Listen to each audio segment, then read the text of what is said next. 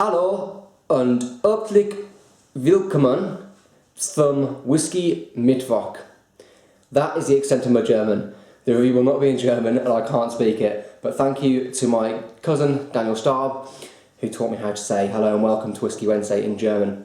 And the reason I'm speaking German is because I'm going to be reviewing a German single malt whisky. And I'm pretty excited about this one. My auntie brought it over from Bavaria, and it's called Slyrs. Spelt S-L-Y-R-S, but it's pronounced Slyrs. And I think it's named after the Schliersee Lake, which is in Germany. And I'm pretty excited. And the reason why I wanted to review this one and buy a bottle is because a fantastic book called Ian Buxton's 101 World Whiskies to Try Before You Die. Ian Buxton's a really good whiskey writer. He's written 2 books in the 101 series. There's the 101 Whiskies to Try Before You Die, and now there's the 101 World Whiskies. And it basically tells you loads of different whiskies to try. You can tick them off, you can give me a verdict, and he does it in a really nice style as well. You can get this on AmazonPlay.com. Definitely recommend checking out these books. It's a really good way to tick off loads of the whiskies, and you never know, you might have actually tried some of these whiskies if you've gone abroad. So yeah, the Slyrs is in here. There's 2 German whiskies in here, and this is number 16. There it is. So let's pour myself a glass. And it's 43%, unchill filtered. And the Slyrs were actually one of the first, in fact I think they were the first European country to start distilling whiskey. They first tried it in 1999, and the Slyrs distillery have now got custom designed stills to make this whiskey. It's not age stated, so there's going to be some younger whiskies in here, but hopefully there's going to be a 12-year-old coming out in 2015. So let's give it a look. Lovely, just gold colour. So they use bourbon barrels, and Bavaria is quite a kind of a hot climate, I believe. So the whiskey might mature a little bit faster because of the heat. And the important thing with whiskey is the flavour. It comes from the barrels, which is why barrel selection is so important. For example, with wine and any kind of grape-based spirits or drinks, obviously a lot of the flavour comes from the grape, because obviously grapes are fruit, it's kind of got a certain flavour. Granted, a lot of the flavour also comes from the barrels they use, and if they oak age them, gives them a little bit of spiciness. But with whiskey, pretty much all the flavour comes from the barrels. So let's give this a nose.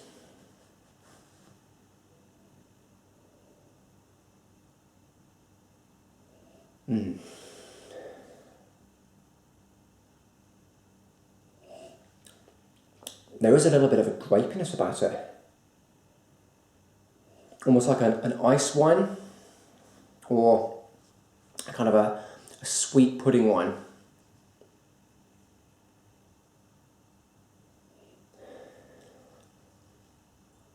It's fairly light on the nose,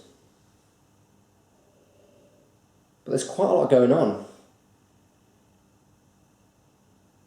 I get that vanilla character coming through.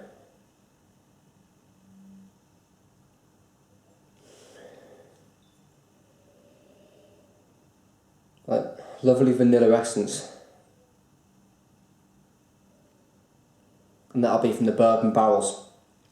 Bourbon barrels give whiskey that kind of vanilla toasty flavour and toasty aroma.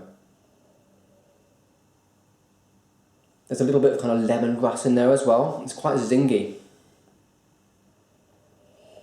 Slightly kind of cooking apple skin. It's kind of like a tart. If you kind of chew a little bit of cooking apple skin, you get that tartness. I do get that. It's quite a green smelling whiskey. Like green fruits. It's quite fresh as well. And I'll put that down to the age. the thing with younger whiskies, they do have a kind of a freshness and quite an assertive, sharp quality. So yeah, lemongrass, that slight grapiness, as I said before. Vanilla.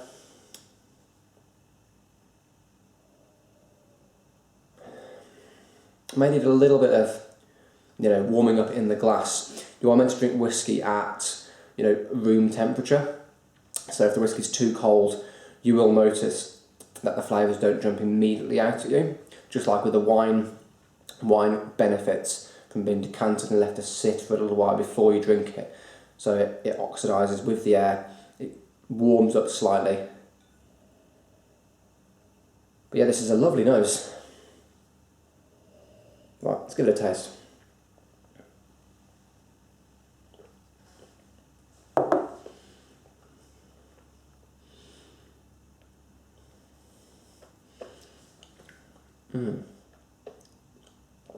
Now at the front of the palate, you get that kind of the zingy lemons, those apples coming through, bags of vanilla again. What else is there? Do you get that lovely kind of fresh sharpness to it as well? It's really nice. It's not overpowering. It's a kind of a lovely zinginess. And on the finish as well, you get a really nice kind of, that vanilla comes back, but it's almost like a creme brulee, like a slightly kind of caramelised creme brulee. So it gives you a lovely smooth finish as well. Let's give this another taste.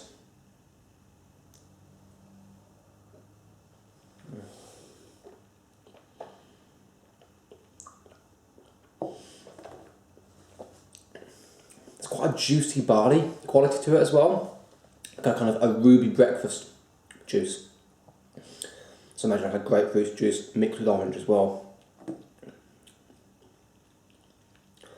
I do love that lovely smooth creme brulee vanilla caramel on the finish.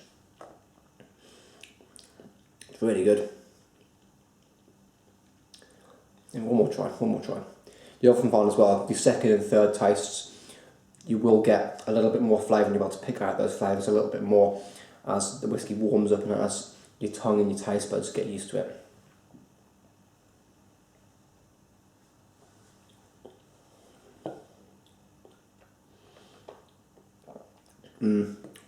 Really nice. Zingy lemony, slightly vanilla-y, that juicy barley quality to it. Lovely vanilla on the finish.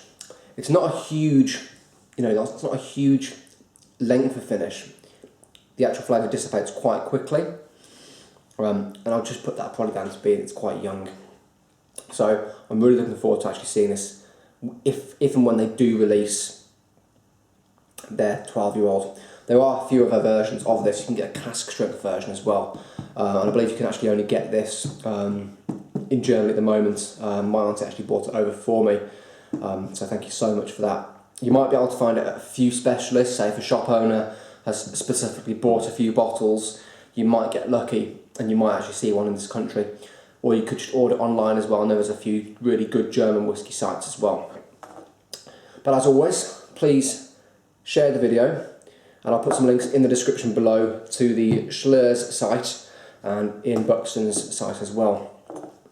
I want to give this whiskey an 8 out of 10. I think it's really, really nice. It's good aperitif whiskey because it's got that lightness to it and it's not overbearing. Nice zinginess to it. So yeah, 8 out of 10 for the Slyrs Bavarian Single Malt. Cheers. See you next week.